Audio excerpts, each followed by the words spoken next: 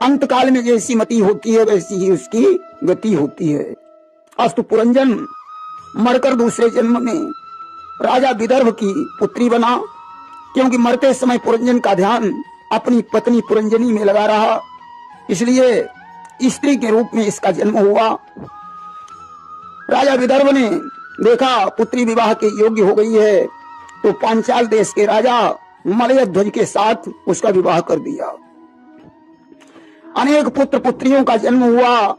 बहुत दिनों के बाद राजा मलयध्वज ने अपने बड़े पुत्र को राज सिंहासन पर बैठा दिया और पत्नी सहित तपस्या करने के लिए चले गए। वहीं योगाभ्यास करके राजा मलयध्वज ने अपने शरीर को छोड़ दिया। रानी बड़ी दुखी हुई। उसने पति के सबके साथ सती होने का विचार किया, परंतु मोह के कारण चिता में आग नहीं लग सकी। आज विलाप कर रही थी, तब तक अभिज्ञात आ गया। उसने उस रानी को पहचान लिया कि यह मेरा मित्र पुरंजन है। स्त्री के मोह में पड़कर इसे स्त्री योनि प्राप्त हुई है। अभिज्ञात ने पुरंजन से कहा, मित्र मुझे पहचानो, मैं अभिज्ञात हूँ।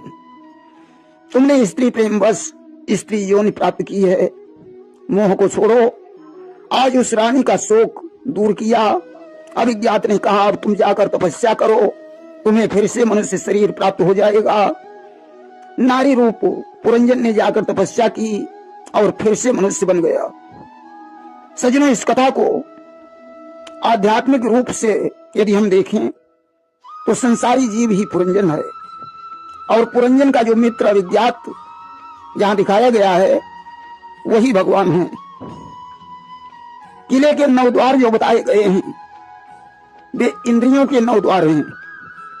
आंख में 2 छिद्र, नाक में जो 2 छिद्र, कान के 2 छिद्र, मुंह का 1 छिद्र,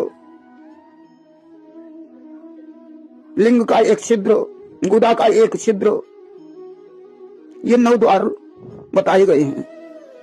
10वां द्वार ब्रह्मांड का है जो बंद रहता है।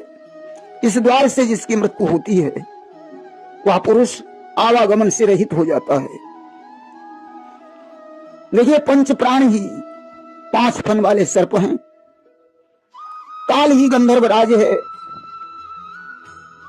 और जरा ही बुढ़ापा है। पुरंजन ने जिस स्त्री से विवाह किया था वह स्त्री ही बुद्धि है।